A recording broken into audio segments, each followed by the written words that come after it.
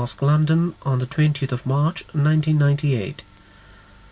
اس وقت سیدنا حضرت امیر المومنین کا وہ خطبہ جمعہ پیش کیا جائے گا جو حضور نے مسجد فضل لندن میں 20 مارچ 1998 کو ارشاد فرمایا تھا. ملاحظہ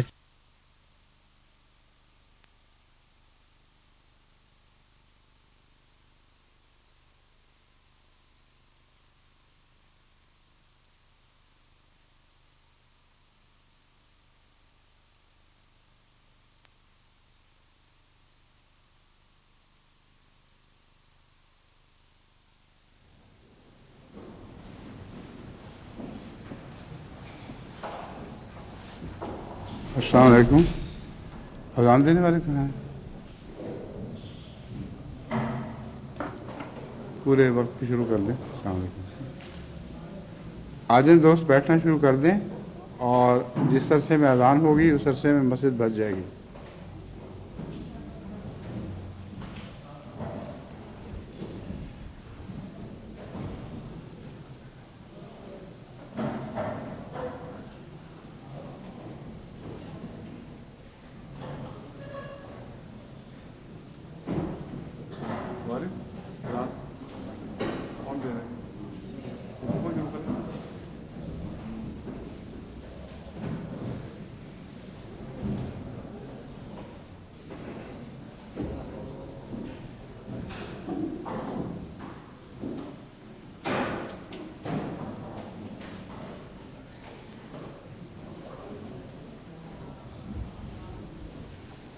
میں نے کہا تو ہے شروع کر دیں، کیوں نہیں کر رہے؟ اذان شروع کر دیں.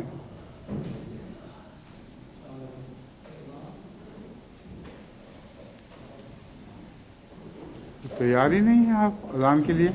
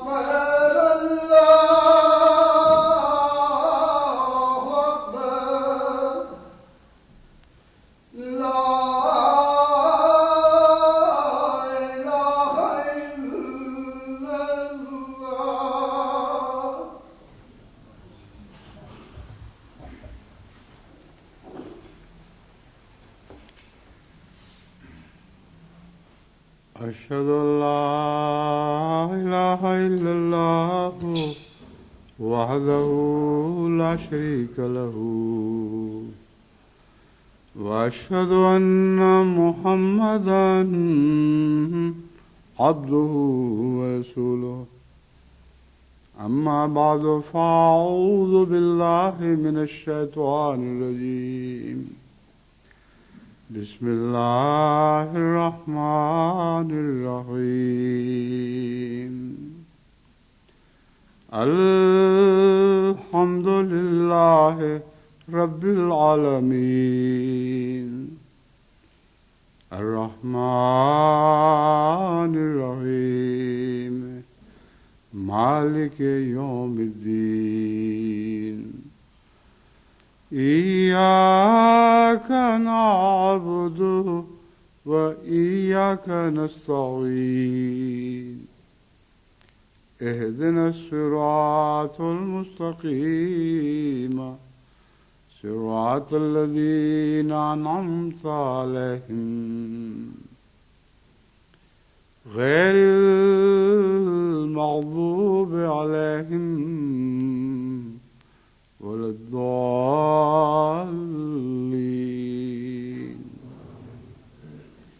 يا أيها الإنسان إنك كادح إلى ربك كدحا فملاقيه فأما من أوتي كتابه بيمينه فسوف يحاسب حسابا يسيرا.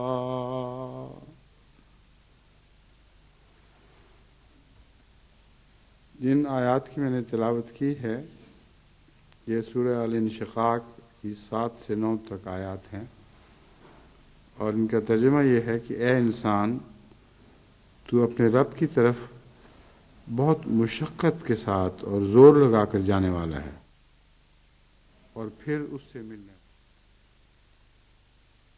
اما من اوتیا کتابہ بیمینہ، بس وہ شخص جسے اس کی کتاب دائیں ہاتھ سے دی جائے گی،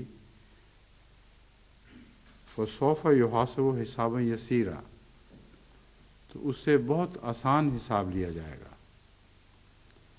ان آیات میں خوشخبریاں بھی ہیں اور تنبیہات بھی، اور خوشخبری تو سب سے بڑی یہی ہے کہ آخر اللہ تعالیٰ سے ملنا ہے، لیکن کس رستے سے ملنا ہے، مشکل رستے سے یا آسان رستے سے.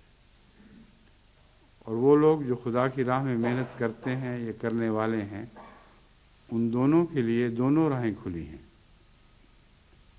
مشکل رستے سے بھی جا سکتے ہیں اور آسان رستے سے بھی جا سکتے ہیں. یہ مشکل رستہ کون سا ہے اور آسان کون سا ہے، اس کی کچھ تشریح میں یہاں آپ کے سامنے رکھنا چاہتا ہوں.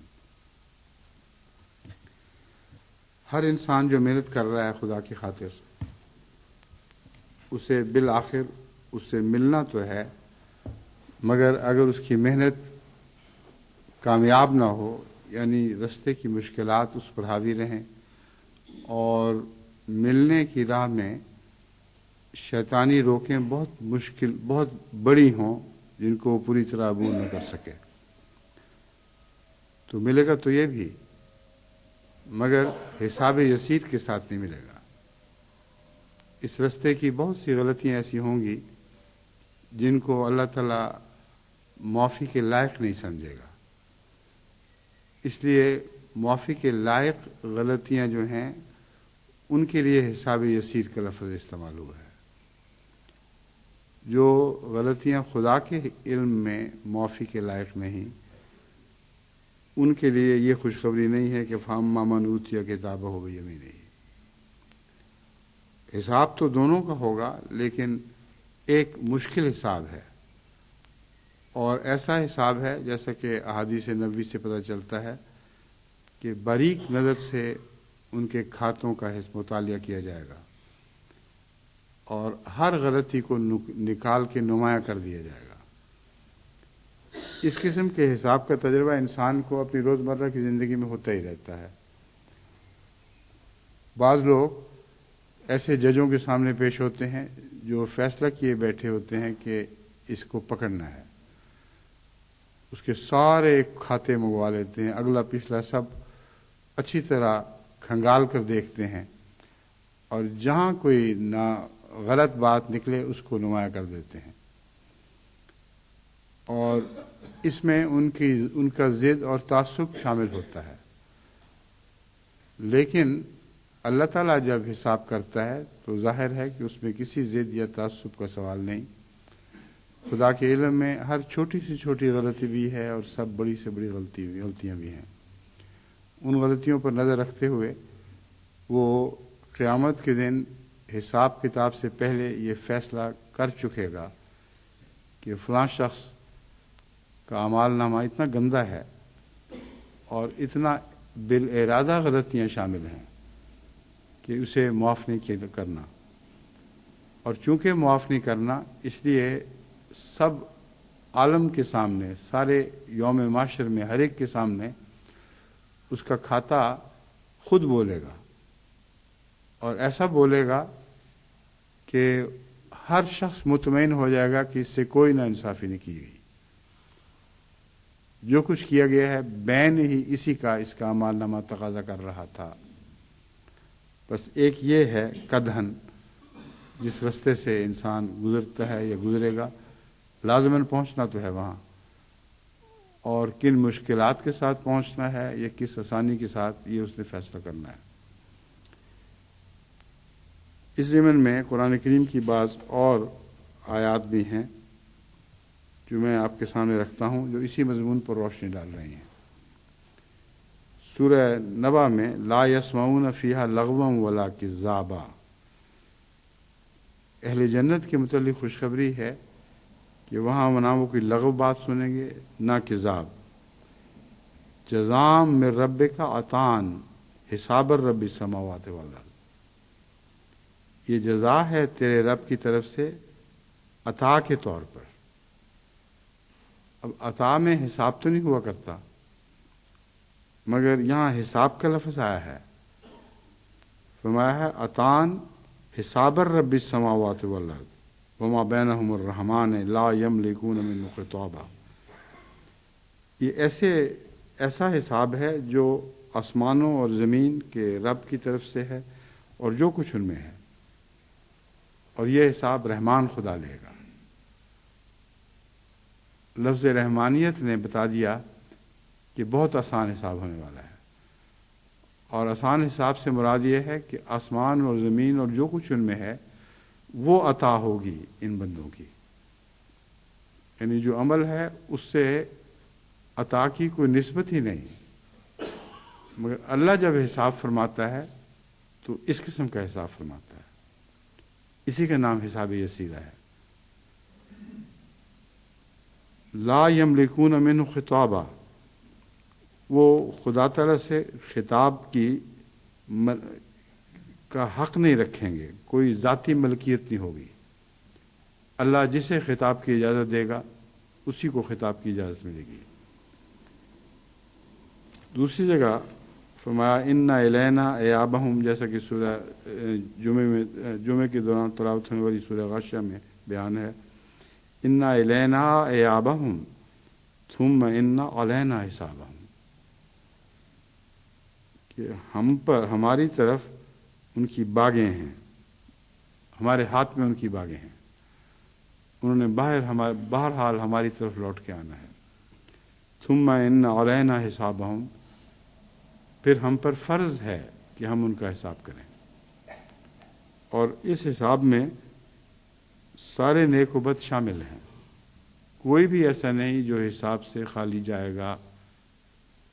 جن کے متعلق بے حساب بخشش کا مضمون احادیث میں بیان ہوا ہے، اس بے حساب بخشش کا مطلب یہ ہے کہ ان کے حساب پر ایک سرسری نظر ڈالی جائے گی اور آگے گزار دیا جائے گا۔ بعض دفعہ جیسے آپ ایک ملک سے دوسرے ملک میں داخل ہوتے ہیں، پاسپورٹ نظر آ رہے ہوتے ہیں کن کے پاسپورٹ ہیں، تو بعضوں کو بس ایک نظر ڈال کے آفیسر کہتے ہیں چلو نکلو، تو وہ بھی حساب ہی تو ہے، بغیر حساب کے نہیں جا سکتا کوئی، مگر ان معنوں میں بغیر حساب کے جائے گا کہ اس کی چھان بین نہیں ہوگی، اس پر ایک سرسری نظر کافی ہوگی یہ بات ثابت کرنے کے لیے کہ یہ جنت کا حقدار ہے۔ وَأَمَّا مَنْ أُوتِيَ كِتَابَهُ بالشمال ہی، اب یمین ہی کا ذکر تو گزر چکا ہے کہ جس کی کتاب اس کے داہنے ہاتھ سے اس کو دی جائے گی، لیکن اب شمال ہی کا ذکر آئے گا، وہ جس کی کتاب اس کو بائیں ہاتھ سے دی جائے گی۔ داہنے ہاتھ سے مراد نیکی کا ہاتھ ہے، سچائی کا ہاتھ ہے۔ وہ مراد یہ ہے کہ جس کو اس طرح کتاب دی جائے گی کہ دیتے ہوئے اس کو معلوم ہو جائے گا کہ میرا حساب آسان ہونا ہے، کیونکہ دین کے راستے سے اس کو کتاب مل رہی ہے۔ شمال سے مراد بایاں ہاتھ یا بدیوں کا راستہ ہے۔ تو وہ لوگ جن کو کتابیں دی جائیں گی وہ ایک ہی سمت سے اس طرح نہیں دی جائیں گی کہ معاملہ سب پر خلط ملت رہے، بلکہ سارا معاشرہ دیکھے گا کہ جن لوگوں کو عزت عطا ہونے والی ہے ان کو ان کے داہنے ہاتھ میں کتابیں تھمائی جائیں گی، اور جن کے لیے ذلت مقدر ہے ان کو ان کے بائیں ہاتھ میں کتابیں تھمائی جائیں گی۔ فاما من اوتی کتابہ بشمالہ، پس یقیناً وہ شخص جس کو بائیں ہاتھ سے کتاب دی جائے گی یا بائیں ہاتھ میں کتاب تھمائی جائے گی، فیقول یا لیتنی لم اوت کتابیہ، یعنی وہ منظر خود بتا دے گا کہ میں مارا گیا، اس شخص کو بتا دے گا کہ وہ مارا گیا، اور بے اختیار کہے گا یا لیتنی لم اوتی کتابیہ، کاش ایسا ہوتا کہ مجھے میری کتاب نہ دی جاتی، وَلَمْ أَدْرِ مَا حِسَابِيَهْ، اور میں کبھی نہ جان سکتا کہ میرا حساب کیا ہے، یا لیتہا کانت القاضیہ، وائے افسوس کہ یہ تو ایک فیصلہ کن چیز ہے، فیصلہ کن کتاب ہے۔ الحاقہ آیات 26 تا 28۔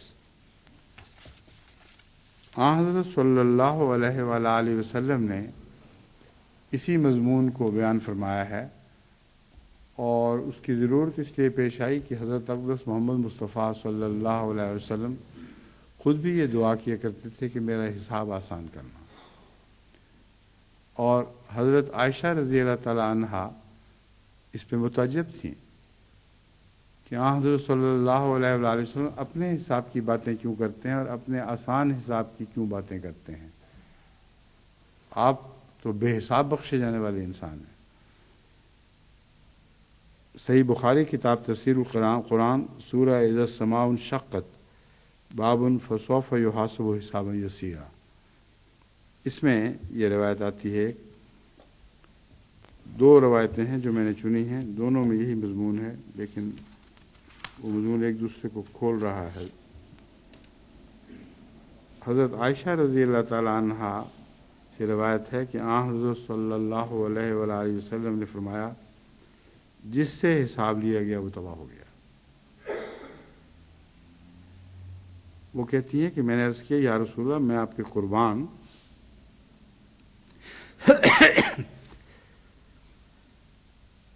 کیا اللہ تعالیٰ نے یہ نہیں فرمایا اما من اوتی کتابہ بیمینہ فسوف یحاسب حسابا یسیرا؟ یہ کیا بات ہے، میں قربان آپ کی بات سچ ہے، آپ فرما رہے ہیں جس سے حساب لیا گیا وہ تباہ ہو گیا، لیکن ساتھ ہی قرآن کریم میں یہ بھی تو فرمایا گیا ہے فَأَمَّا مَنْ أُوتِيَ كِتَابَهُ بِيَمِينِهِ فَسَوْفَ يُحَاسَبُ حِسَابًا يَسِيرًا، پس جسے اس کی کتاب دائیں ہاتھ سے تھمائی جائے گی اس سے بہت آسان حساب لیا جائے گا۔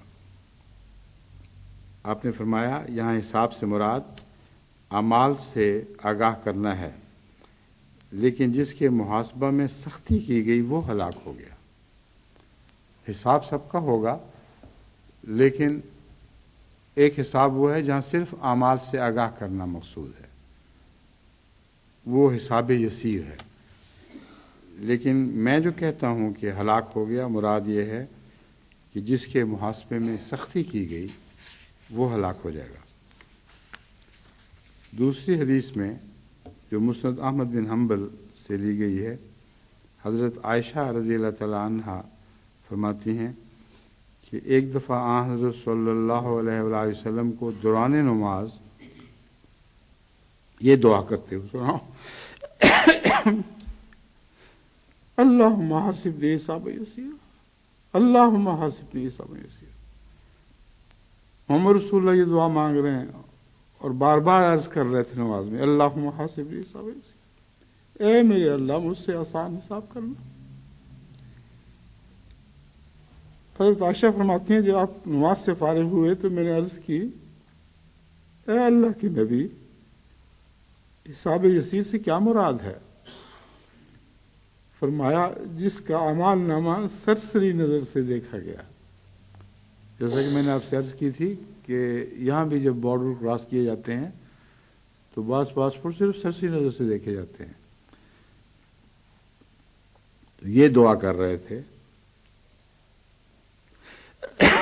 کہ میرا حساب نامہ بھی سرسری نظر سے دیکھا جائے۔ اب سوال یہ پیدا ہوتا ہے کہ آن حضرت صلی اللہ علیہ وآلہ وسلم کیوں بے قرار ہیں، جبکہ لازماً آپ کو علم تھا کہ اگر کوئی بے حساب بخشا جا سکتا ہے تو آپ ہیں۔ اگر کسی کا اعمال نامہ سرسری نظر سے دیکھا جانے کے لائق ہے تو حضرت محمد رسول اللہ کا اعمال نامہ اس لائق تھا۔ لیکن یہ دعا کیوں کرتے ہیں کہ میرا حساب نامہ آسانی کرنا؟ اس کی وجہ وہ انکسار ہے جو آن حضرت صلی اللہ علیہ وآلہ وسلم کا طر امتیاز تھا، اور اس انکسار میں ایک گہری حقیقت تھی۔ آپ جانتے تھے کہ آپ بھی فضل الہی کے سوا بخشے نہیں جا سکتے، اور اپنے اعمال پر ذرہ بھی فخر کی نگاہ نہیں تھی، کیونکہ جانتے تھے کہ یہ توفیق بھی تو اللہ ہی نے دی ہے، ورنہ مجھے کیسے توفیق مل سکتی تھی کہ میں ایسے اعمال بجا لاؤں۔ تو انکساری اور شکر کے امتزاج نے یہ دعا آپ سے کروائی ہے، اے میرے رب میرا حساب آسان کرنا، کیونکہ جو بھی مجھے عطا ہوئے تو نے عطا کیا ہے،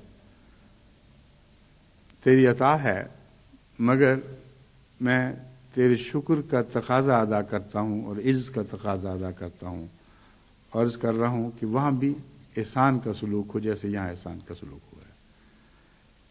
بس شک کی وجہ سے نہیں بلکہ تضرعات میں اس کا یہ حصہ ہے کہ عز بھی اختیار کیا جائے اور شکر بھی ادا کیا جائے۔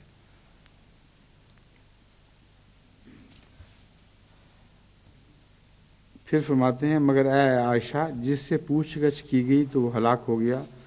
ہر وہ مصیبت جو مومن کو پہنچتی ہے اللہ تعالیٰ اس کی وجہ سے مومن کی کوئی غلطی معاف کر دیتا ہے، حتیٰ کہ اگر اسے کوئی کانٹا بھی چبھے تو اس کی وجہ سے اس کا کوئی گناہ معاف کر دیا جاتا ہے۔ تو حساب کا یسیر کا ایک اور معنی بھی بیان فرما دیا جس طرف عام انسان کی نظر پہنچ نہیں سکتی تھی۔ فرمایا مومن کا حساب تو اس دنیا میں جاری ہو چکا ہوتا ہے، اور مومن کے حساب میں ایک کانٹا بھی داخل کیا جاتا ہے۔ جو کانٹے کی تکلیف پہنچتی ہے گویا اس کو اپنے غلط اعمال کی جزا یہاں ہی مل گئی ہے، اور قیامت تک پہنچنے سے پہلے اسی دنیا میں اس کا حساب چکا کر یہ فیصلہ کر دیا جاتا ہے کہ یہ اب آسان حساب کا مستحق ہو گیا ہے، کیونکہ دنیا میں ہر تکلیف، ہر بیماری، ہر مشکل، ہر غم اس کے اعمال نامہ میں ایک جزا کے طور پر لکھا جائے گا۔ اب اس مضمون کو اگر آپ سمجھ لیں تو جو میں بار بار نصیحتیں کرتا آیا ہوں اور بعض لوگ نہیں سنتے کہ دنیا میں جو غم پہنچتے ہیں، جو مشکلات ہوتی ہیں، وہ اگر مومن ہیں آپ تو آپ کے کھاتے میں جزا کے طور پر لکھے جائیں گے، اور قیامت کے حساب کی سختیوں سے آپ بچا دیے جائیں گے۔ یہ احسان ہے، اور لوگوں کی اس احسان پر نظر نہیں ہوتی۔ کوئی پیارا ہاتھ سے نکل جائے، کوئی دکھ پہنچے، کوئی تکلیف، کچھ مال ضائع ہو تو ایسا واویلا کرنے لگتے ہیں کہ کہ گویا وہ انہی کا تھا، انہی کا حق ہے، لازم ہے خدا پر کہ ان سے اس دنیا میں ہر معاملے میں نرمی برتے اور کبھی سختی سے کام نہ لے۔ اس خیال کے ساتھ ان کا قیامت کا اعمال نامہ گندہ ہو جائے گا اور حساب یسیرہ کی فہرست سے نکل کے وہ حساب اسیرہ کی فہرست میں داخل کر دیے جائیں گے۔ اس لیے یہ سارا معاملہ کھول کر بیان کرنا ضروری تھا، اور آن حضرت صلی اللہ علیہ وآلہ وسلم کے اس معرفت کے نقطے نے مجھے یہ بات سمجھائی جو میں آگے آپ کو سمجھا رہا ہوں، کہ مومن کی یہاں کی تکلیفیں اس کے وہاں کے حساب یسیر کے لیے ضروری ہیں، اور جتنی زیادہ آزمائش خدا کی راہ میں آتی ہے اتنا ہی زیادہ حساب یسیر وہاں مقدر ہو جاتا ہے۔ اس مضمون کو سمجھیں تو تمام انبیاء میں سب سے زیادہ تکلیف حضرت صلی اللہ علیہ وسلم کو ذاتی بھی منصب کی تکلیفیں، دشمن کی ہر وقت کی بکواس، دل کا آزار اور جسمانی تکلیف۔ کوئی دنیا میں ایک نبی نکال کے دکھائیں جس کو محمد رسول اللہ سے بڑھ کر تکلیفیں پہنچی۔ اس کے بعد حساب یسیر کے سوا کیا باقی رہ جاتا؟ کوئی دنیا میں کہہ نہیں سکتا کہ مجھے تو تکلیف کے بدلے حساب دیا جائے، محمد رسول اللہ کو کون سی تکلیف پہنچی تھی؟ تو تکلیف اس لیے نہیں پہنچی کہ آپ کے گناہ بخشے جائیں، تکلیف اس لیے پہنچی کہ ساری دنیا کو نمونہ دکھا دیں۔ اس کو کہتے ہیں خدا کی رستے میں قادم الی ربک قدحا فملاقیہ۔ ہر روک سے بے نیاز ہو کے میں گزرتا چلا گیا ہوں، ہر رستے کے زخم مجھے پھول لگے، ہر آزمائش میں میں کامیاب ہو کر سرفراز نکلا ہوں۔ اگر تم چاہتے ہو کہ تم بھی اسی طرح اللہ سے ملاقات کرنے والے ہو تو میرا راستہ پکڑو۔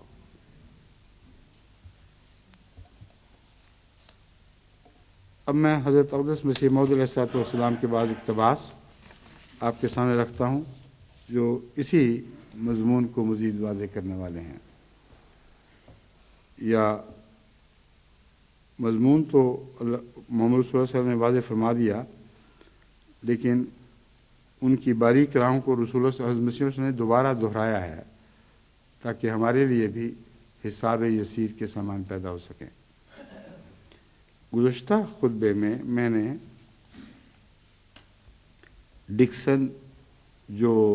مسٹر ڈکسن جو آسٹریلیا کا سیاح تھا اس کا ذکر کیا تھا کہ حضرت مسیح علیہ الصلوۃ والسلام ایک دفعہ صبح سیر پہ گئے تو اس کو کچھ نصیحتیں کی۔ جتنی نصیحتیں میں نے بیان کی تھیں جو آپ نے اس کو کی، ان کا مضمون سے تعلق تھا۔ لمبی سیر تھی اور لمبی باتیں ہیں جو حضرت مسیح علیہ الصلوۃ والسلام نے ڈکسن سے کی، اور ان سب باتوں کا اس مضمون سے تعلق نہیں ہے جو میں اب بیان کر رہا ہوں، اس لیے ان کو میں چھوڑ رہا ہوں۔ اس حصے کو نکال کر آپ کے سامنے رکھتا ہوں جس کا اس مضمون سے براہ راست تعلق ہے۔ جو انسان حساب یسیر کے لیے تیار کیا جاتا ہے اسے اس دنیا میں پاک زندگی ضرور ملتی ہے، اور اس پاک زندگی کے سوا وہ کسی بھلائی کی توقع نہیں رکھ سکتا۔ بس گناہوں سے بچ کر چلنا یہ قادم الی ربک قدحا والی بات ہے، کیونکہ جب بھی انسان رب کی طرف چلتے ہوئے گناہ سے بچتا ہے تو کچھ مشقت اختیار کرتا ہے۔ گناہوں سے بچنا آسان نہیں ہے، ہر گناہ سے بچنے کے لیے کوئی مشقت پیش آتی ہے، نیکوں کو کم اور بدوں کو زیادہ، اور انبیاء کے لیے وہ مشقت رحمت اور لذت بن جایا کرتی ہے۔ لیکن ہم عام آدمیوں کی باتیں کر رہے ہیں اس وقت جو ہم موجود ہیں، یا وہ جو خطبے کو سن رہے ہیں، جو آگے سنیں گے، ان سب کو میں سمجھا رہا ہوں کہ حضرت مسیح موعود علیہ السلام نے اس مضمون کو کھول کر ایک ایسا خوبصورت جزا کا نقشہ کھینچا ہے جس سے طبیعتوں میں خود بخود اس طرف لپکنے کے لیے خواہش پیدا ہو جائے گی۔ وہ پاک زندگی جو گناہ سے بچ کر ملتی ہے وہ ایک لال تاباں ہے۔ لال تاباں اس لال کو کہتے ہیں جو چمک رہا ہو۔ ہر لال اپنے اندر ایک چمک رکھتا ہے، مگر اردو کے محاورے میں لال تاباں اس کو کہتے ہیں جو غیر معمولی چمک رکھتا ہو، جس میں کلیتاً صفائی پائی جائے۔ ایک لال تاباں ہے جو کسی کے پاس نہیں۔ اب کسی کے پاس نہیں تو پھر اس کا مطلب ہے ہر شخص اسے محروم ہے۔ مراد یہ ہے کہ جس زمانے میں یہ مامور من اللہ خطاب فرما رہا تھا، اس زمانے میں یہ لال آپ کے سوا کسی کو نصیب نہیں تھا۔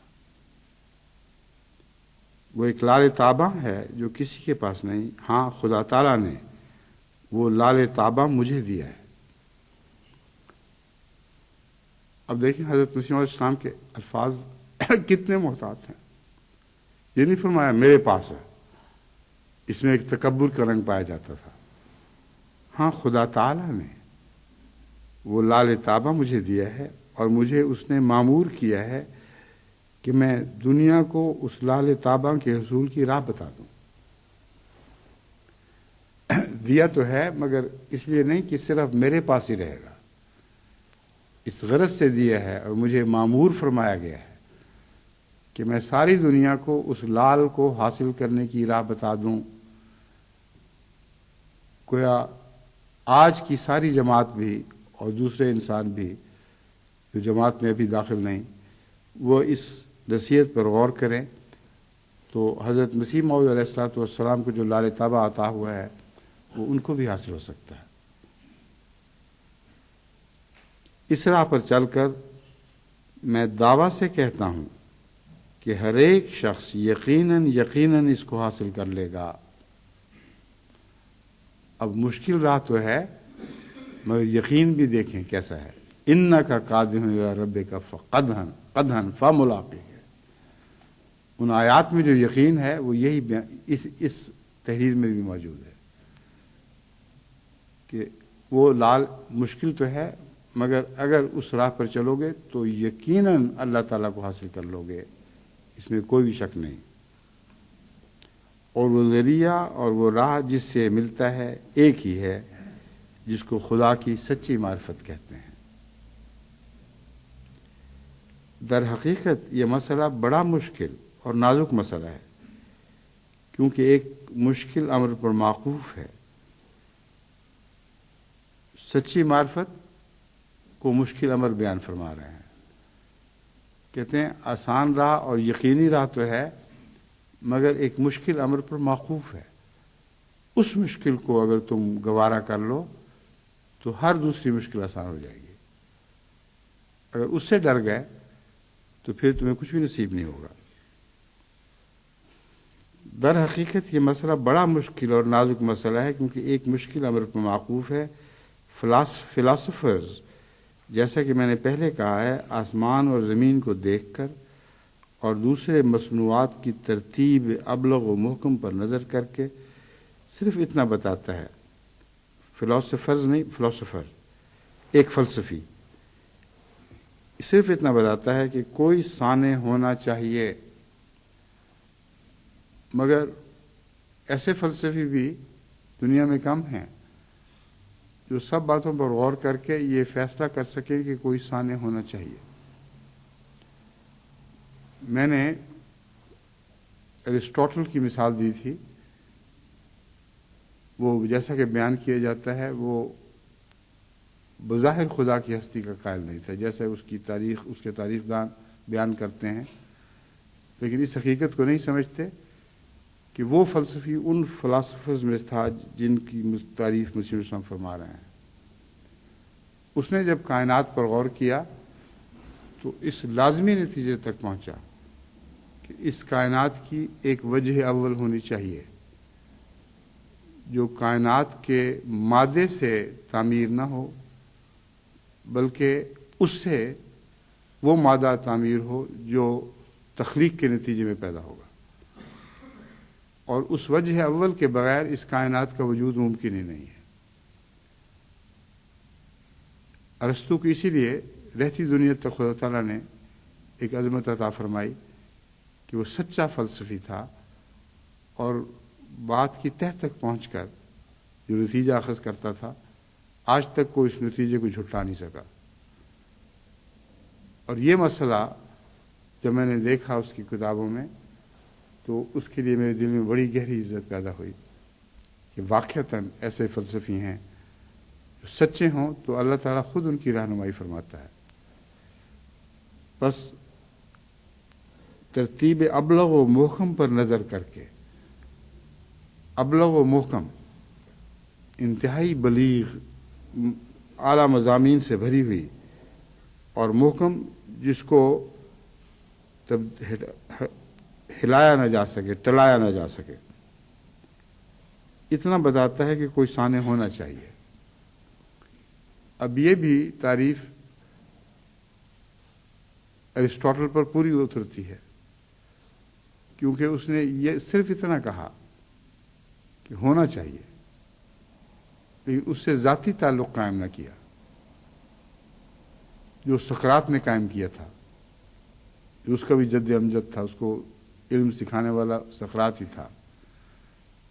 تو یہ عجیب بات ہے کہ بعض دفعہ ایک انسان کسی کی پیروی کرتا ہے مگر 100% پوری پیروی نہیں کرتا۔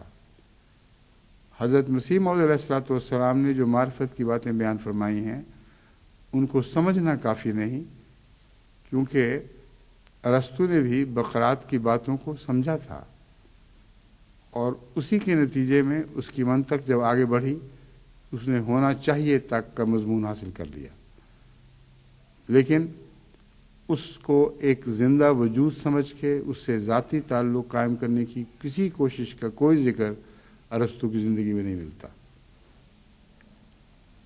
اگر وہ صاف تھا، اگر وہ بدیوں سے پاک تھا، تو محض اس کردار کی وجہ سے جو سچائی کے نتیجے میں ضرور پیدا ہوتا ہے، خواہ انسان کسی اعلیٰ ہستی کا قائل ہو یا نہ ہو۔ سچائی ایک ایسی بنیادی حقیقت ہے، ایسی ہمیشگی کی ایک صفت ہے جو جس شخص میں پائی جائے گی اس میں شرافت پیدا کر دے گی۔ یہ شرافت اسے خدا سے ملائے گی یا نہ ملائے گی، یہ الگ مسئلہ ہے۔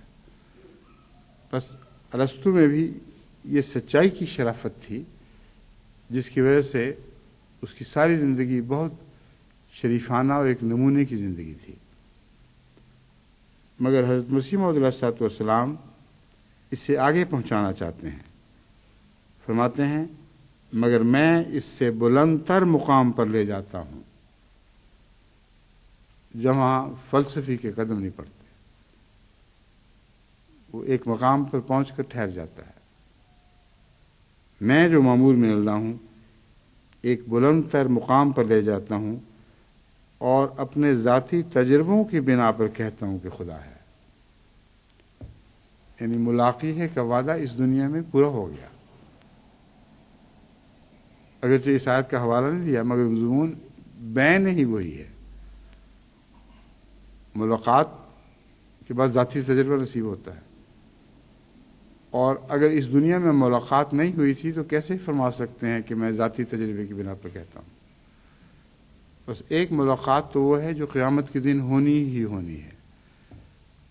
اس ملاقات کی بنیادیں اس زندگی میں قائم کی جاتی ہیں، کھڑی کی جاتی ہیں، اور مرنے سے پہلے انسان جان لیتا ہے کہ میں اپنے رب سے مل چکا ہوں۔ یہ یقین کی زندگی حضرت مسیح موعود مامور من اللہ کی اطاعت سے، آپ کی پیروی سے نصیب ہوگی، اور اس میں جد و جہد بہت ہے۔ جیسے کہ میں نے عرض کیا ہے، بعض لوگوں کے لیے ساری عمر کی انتھک محنت ہے، یا بعض لوگوں کے لیے ساری عمر کی تھکا دینے والی محنت ہے۔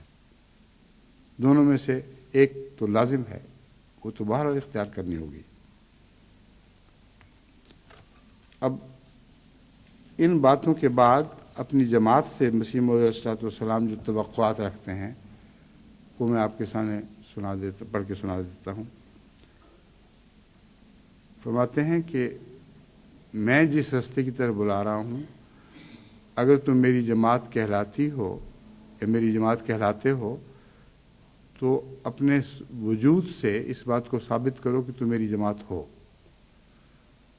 لیکن جس راستے کی طرف میں بلا رہا ہوں اگر تم اس پر نہ چلنے والے ہو تو وہ لال تابہ جو مجھے نصیب ہوا ہے، دنیا تو اس کو نہیں دیکھ سکتی، تمہیں دیکھ سکتی ہے۔ اور اگر تم وہ لال تابہ نہیں ہو بلکہ گندے کوئلے کی طرح ہو تو کیسے دنیا کہہ سکتی ہے کہ میں امام وقت ہوں اور میرے پیچھے چلنے والوں نے لال تابہ حاصل کر لیا یا لال تابہ بن گئے۔ فرماتے ہیں جماعت کے افراد کی کمزوری یا برے نمونہ کا اثر ہم پر پڑتا ہے۔ یہ خیال مت کرو کہ تم آزاد ہو، جس طرح کی چاہو زندگی بسر کرو اور ہم پر اس کا اثر نہیں پڑے گا۔ اس اثر پڑنے کی وجہ سے نظام جماعت سے خارج کرنے کی مجبوری پیش آتی ہے۔ بعض لوگ سمجھتے ہیں کہ یوں ہی سختی کی جا رہی ہے۔ ہرگز یوں ہی سختی نہیں کی جا رہی، اس سختی کی مجھے تکلیف پہنچتی ہے، لیکن حضرت مسیح موعود علیہ السلام مجھے سب سے زیادہ عزیز ہیں۔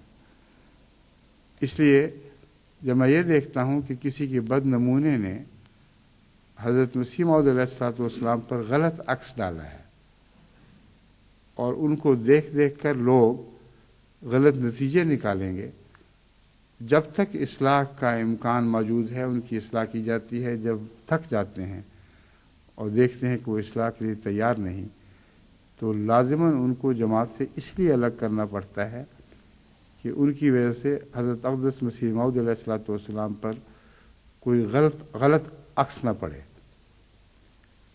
یہی بات ہے جو مسیح موعود علیہ السلام اس بات یہاں کھول رہے ہیں۔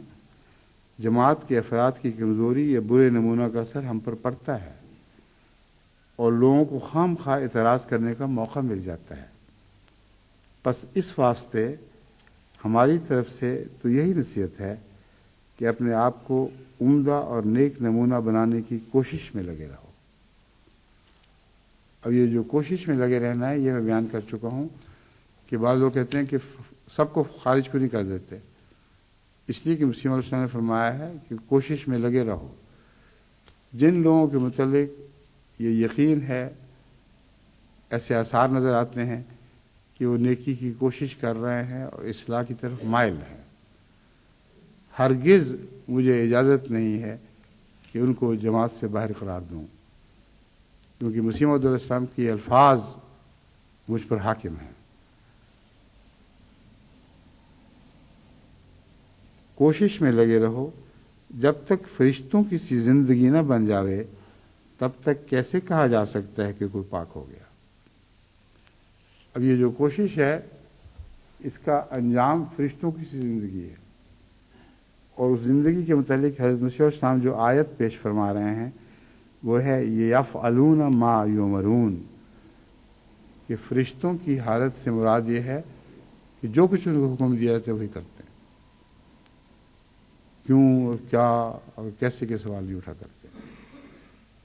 یفعلون ما یؤمرون، فرمایا جب میری جماعت اس حال کو پہنچ جائے گی کہ جو کچھ کہا جائے گا وہ اس کو کریں گے، تب میں یہ کہہ سکوں گا کہ یہ جماعت فرشتوں کے مقام کو حاصل کر چکی ہے۔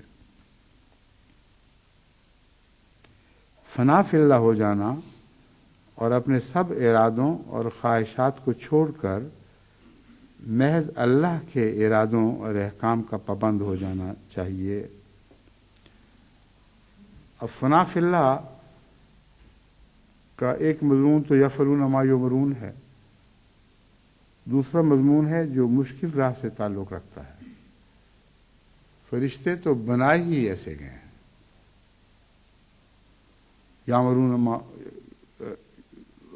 ما یؤمرون، ان کی مجال نہیں ادھر ادھر ٹل سکیں، اس راہ سے ہٹ سکیں، ان کی صفات میں بالارادہ رستے سے ہٹنا داخل ہی نہیں فرمایا گیا۔ لیکن انسان جو فنا فی اللہ ہونے کی کوشش کرتا ہے اسے اس رستے سے گزرنا ہوگا جسے انک قادر الی ربک قدم فرمایا گیا. اس کے لیے ہر قدم پر دو امکانات یا احتمالات پیدا ہوتے ہیں، نیکی کرے یا بدی کرے، نیکی کرے یا بدی کرے. اور ان ٹھوکروں نے رستے کو بہت مشکل بنا دیا ہے. فرماتے ہیں فنا فی اللہ ہو جانا اور اپنے سب ارادوں اور خواہشات کو چھوڑ کر محض اللہ کے ارادوں اور احکام کا پابند ہو جانا چاہیے. اور اس پابندی میں ہر شخص جو اس مقام کو پہنچتا ہے یا پہنچنے کی کوشش کر رہا ہے، اس کی ذمہ داری اس وقت تک ادا نہیں ہوتی جب تک اپنے گھر اور گرد و پیش کو بھی اپنا جیسا نہ بنانا چاہے.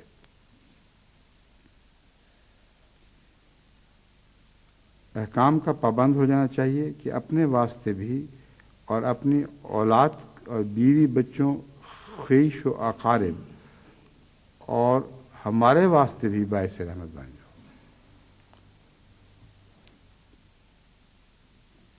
حضرت مسیح موعود السلام کی تحریر کی یہ باتیں جو بے اختیار آپ کی محبت کے آنسو آنکھوں سے جاری کر دیتی ہیں. کتنا پاکیزہ، کتنا مکمل کلام ہے، ابلغ کلام ہے. فرمایا اگر تم نے یہ لال تابہ حاصل کر لیا ہے، اس رستے پر چل پڑے ہو جو میں کہتا ہوں، تو پھر صرف تمہارا اکیلے چلنا کافی نہیں. اپنے سب ارادوں اور خواہشات کو چھوڑ کر محض اللہ کے ارادوں اور احکام کا پابند ہو جانا چاہیے کہ اپنے واسطے بھی اور اپنی اولاد، بیوی بچوں، خیش و اقارب، ان سب کے لیے بھی یہی نمونہ بنو، یہی ان سے نصیحت کرو اور ان سب کے لیے رحمت بن جاؤ. اور آخر میں فرمایا اور ہمارے واسطے بھی باعث رحمت بن جاؤ. پر حضرت مسیح موعود السلام جو ہمارے لیے باعث رحمت ہے، کیسا انکساری کا کلام فرماتے ہیں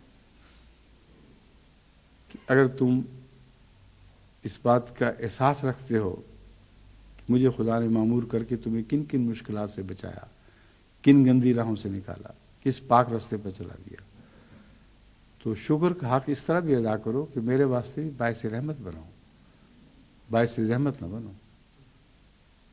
تمہاری وجہ سے لوگ میرے اعلیٰ اخلاق کو پا لیں، ان کو دیکھ لیں.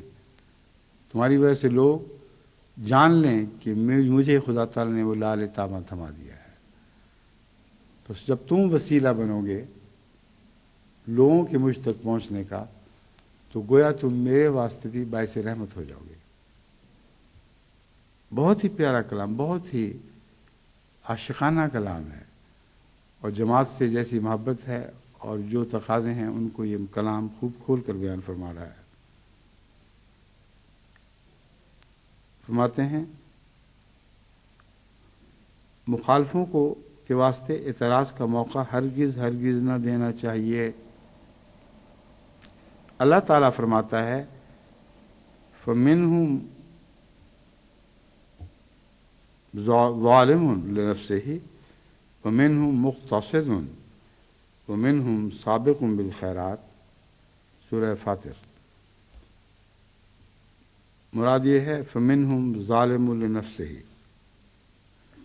ان میں ایسا انسان بھی ہے جو اپنے نفس کی خاطر اس پر ظلم کرتا ہے. قادر الی ربک قدم، بین ہی یہی مضمون ہے. انسان اپنے نفس کی خاطر اس پر ظلم کرتا ہے. جیسے ماں بچے کی خاطر بظاہر بچے پہ ظلم کرتی ہے. ایک استاد طالب علم کی خاطر بظاہر اس پر ظلم کرتا ہے، سخت کام لیتا ہے، اتنا گھر کا کام دے دیتا ہے، بیچارے کے لیے گھر میں بھی آرام میسر نہیں آتا. یہ مضمون ہے ظالم لنفسہ. ہر انسان اپنے نفس سے بھی اس کی خاطر ایسا سلوک کر سکتا ہے جو مشکل ہو مگر ہو اس کی خاطر. وَمِنْهُمْ مُقْتَصِدٌ، اور ان میں مقتصد بھی ہیں جو نسبتاً توازن اختیار کرنے والے، یعنی کچھ ظلم بھی کرتے ہیں، کچھ نہیں بھی کرتے. خدا جتنی توفیق دیتا ہے ہلکے قدموں کے ساتھ اس راہ پر چلتے ہیں. وَمِنْهُمْ سَابِقٌ بِالْخَيْرَاتِ، اور ان میں ایسے بھی ہیں جو خیرات میں سب کو پیچھے چھوڑ جاتے ہیں. حضرت مسیح علیہ السلام کے الفاظ میں پہلی دونوں صفات ادنا ہیں، ظالم لنفسہ اور مقتصد کی صفات نسبتاً ادنا ہیں. سابق بالخیرات بننا چاہیے. ایک ہی مقام پر ٹھہر جانا کوئی اچھی صفت نہیں ہے. فرمایا ظالم لنفسہ اور مقتصد اپنی ذات میں اچھی صفات ہیں، مگر ان کے ساتھ سابقوں بالخیرات کو جڑ جانا چاہیے.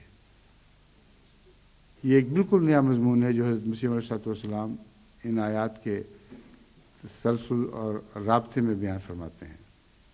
عام طور پر یہ سمجھا جاتا ہے کہ سابق بالخیرات ان سے ایک بالکل الگ انسان ہے. یہ لوگ اپنی اپنی جگہ اچھے ہیں اور وہ اپنی جگہ اچھا ہے. یہ پہلی دفعہ میں نے حضرت مسیح علیہ السلام کی تحریر میں پڑھا اور اس کی حقیقت سمجھا کہ ظالم لنفسہ ہی بھی اور مقتصد بھی تب خدا تعالیٰ کی نزد میں مقبول ٹھہرائے گا اگر وہ سابقوں بالخیرات بھی ہو. اور سابقوں بالخیرات ان دونوں خوبیوں سے کاٹ کر کوئی الگ مضمون نہیں ہو سکتا. چنانچہ مسیح السلام کی اس تحریر کو اب میری وضاحت کے بعد غور سے سنیں تو آپ کو بات سمجھ آ جائے گی.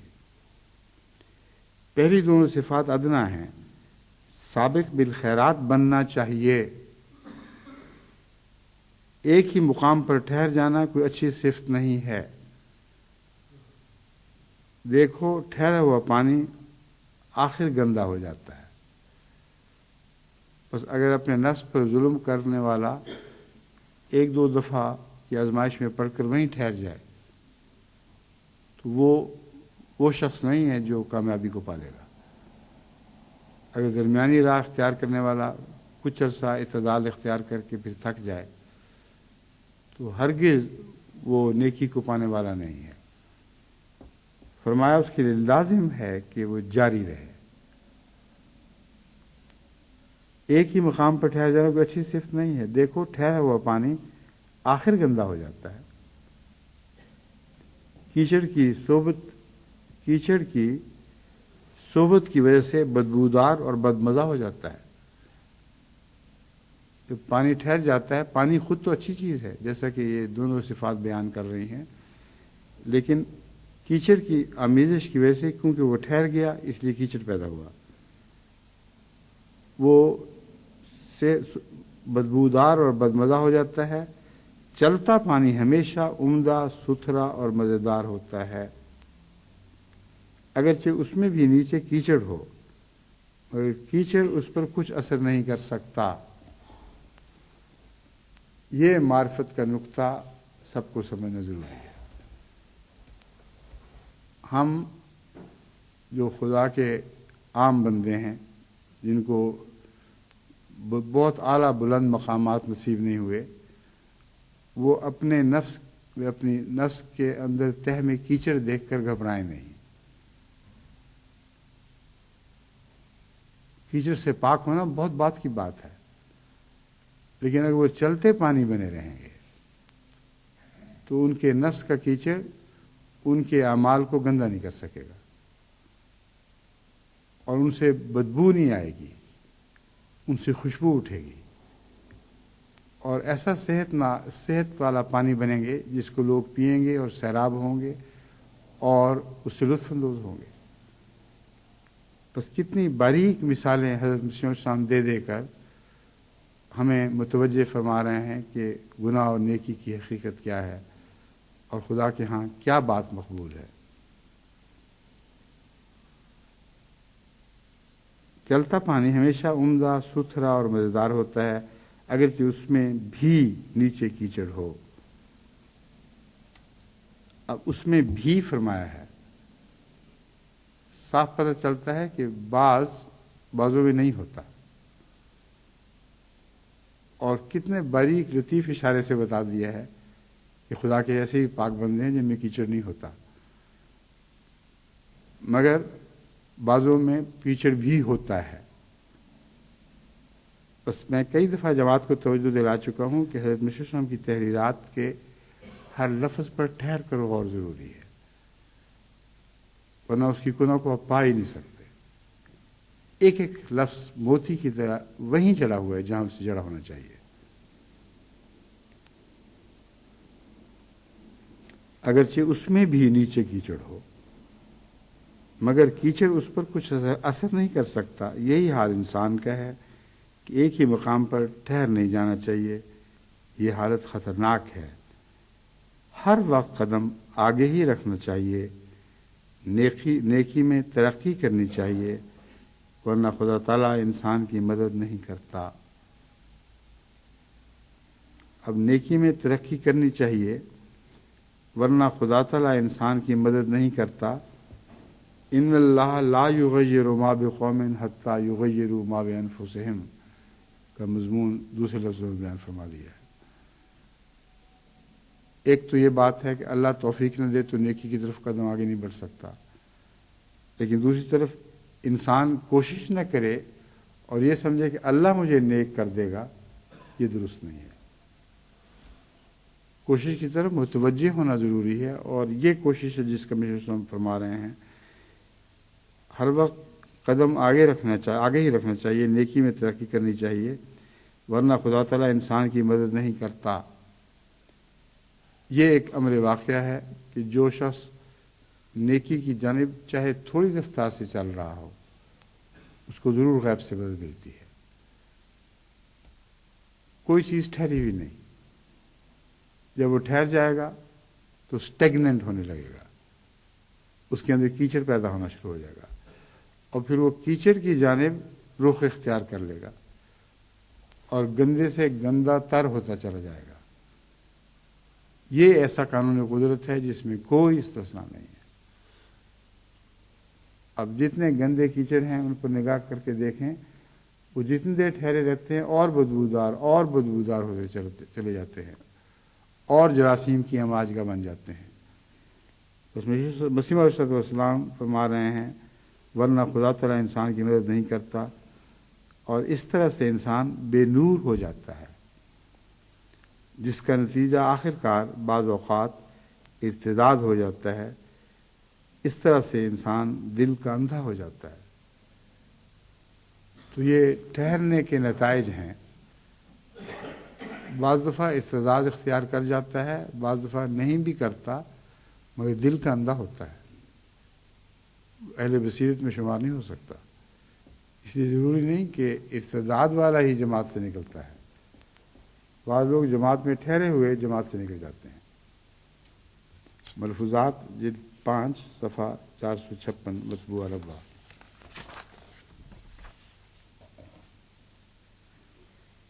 تبلیغ رسالت جلد دہم صفحہ 72-75 پر جو عبارت درج ہے اس میں سے یہ عبارت لی گئی ہے جو اب میں پڑھ کے سنانے لگا ہوں۔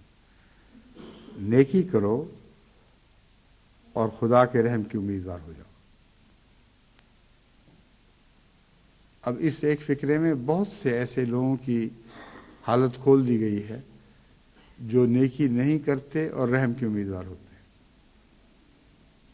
اور بدنصیبی سے دنیا کی اکثریت ایسی ہے۔ مسلمان ممالک بھرے پڑے ہیں ایسے مولویوں سے جو یہ تعلیم دے رہے ہیں کہ نیکی نہ کرو اور رحم کے تالے ہو۔ اللہ بڑا رحم کرنے والا ہے، بڑا غفور الرحیم، محمد رسول اللہ شفاعت فرما دیں گے۔ یہ بالکل جھوٹ ہے، ہرگز ایسا نہیں ہوگا۔ قرآن کریم کی آیات پر نظر فرماتے ہوئے حضرت مسیح علیہ السلام نے جو نتیجہ نکالا ہے اس کے سوا اور کوئی حقیقت نہیں ہے۔ نیکی کرو اور خدا کے رحم کے امیدوار ہو جاؤ۔ نیکی کرو تو خود بخود کیوں نہیں آپ نجات پا سکتے؟ یہ بھی تو سوال ہے۔ نیکی کرو اور خدا کے رحم کے امیدوار ہو جاؤ، اس کا مطلب ہے کہ نیکی کا پھل اللہ کے رحم کے بغیر نصیب نہیں ہو سکتا۔ ایک شخص یا ایک کسان کی مثال لیں جو زمین میں اچھے پودے لگاتا ہے، اچھے درخت لگاتا ہے، اگر وہ خدا کے رحم کا امیدوار نہیں ہوتا اور اپنی محنت پر انحصار کرتا ہے تو بسا اوقات وہ پھل سے پہلے ہی برباد، پودے یا اس کی فصلیں پھل سے پہلے ہی برباد ہو جاتی ہیں۔ اور ایسا بھی ہوتا ہے کہ پھل لگتا ہے تو کڑوا پھل لگتا ہے۔ پودا اپنی ذات میں خواہ اچھی قسم کا بھی ہو، اس میں بعض دفعہ ایسا زہریلا پھل لگتا ہے جو جان لیوا ثابت ہو سکتا ہے۔ بادام دیکھیں کتنی اچھی ایک نعمت ہے، اور میٹھے بادام کثرت سے لوگ اپنے دماغ کی طاقت کو بڑھانے کے لیے استعمال کرتے ہیں، اور بھی بہت سے فوائد ہیں، مگر اگر بادام کڑوا ہو جائے تو اس میں ایک ایسا زہر ہے جس سے زیادہ تیز زہر دنیا میں موجود ہی نہیں، بہت ہی زہریلا بن جاتا ہے۔ لیکن وہ اتنے معمولی مقدار میں زہر اس کا ہوتا ہے کہ اگرچہ اس کا کھانا ایک انسان کے لیے ایک عذاب ہے، مگر اب پھر بھی وہ قاتل نہیں ہوتا، بہت تھوڑا ہوتا ہے۔ تو حقیقت میں حضرت مسیح علیہ السلام کا یہ فرمانا اور خدا کے رحم کی امیدوار ہو جاؤ، اس کا مطلب یہ ہے کہ جب تک تمہاری نیکی پھل نہیں لاتی اور اللہ کا رحم اس میں شامل حال نہیں ہوتا، تب تک تم کسی اچھے آخری نتیجہ کے امیدوار نہیں ہو سکتے۔ خدا تعالیٰ کی طرف پوری قوت کے ساتھ حرکت کرو، اور اگر یہ نہیں تو بیمار کی طرح افتاں و خیزاں اس کی رضا کے دروازے تک اپنے تک پہنچاؤ۔ بہت ہی دردناک نقشہ کھینچا ہے ان لوگوں کا جو نیکی کر نہیں سکتے مگر بے انتہا خواہش رکھتے ہیں، اور اللہ تعالیٰ کے حضور پہنچنے کی طاقت نہیں، مگر ان الفاظ میں جو نقشہ کھینچا گیا ہے یہ ان کے لیے ایک مشعل راہ بن جاتا ہے۔ لیکن اس سے آگے انشاءاللہ اگلی دفعہ مضمون کو چلائیں گے، ٹھیک ہے؟ اب ابھی جاتے ہی ڈال لیں نشان، ورنہ اکثر غلطی ہو جائے کرتی ہے، ٹھیک ہے؟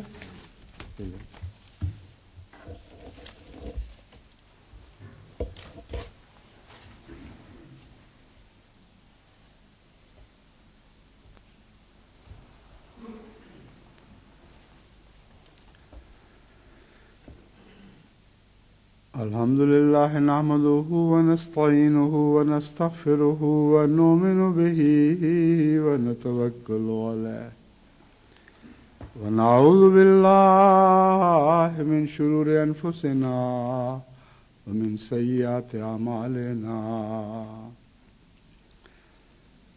من يهده الله فلا مضل له ومن يضلله فلا هادي له ونشهد أن لا إله إلا الله وحده لا شريك له ونشهد أن محمدا عبده ورسوله عباد الله رحمكم الله إن الله يأمر بالعدل والإحسان وإيتاء ذي القربى وينهى عن الفحشاء والمنكر والبغي يعظكم لعلكم تذكرون اذكروا الله يذكركم وادعوه يستجب لكم ولذكر الله أكبر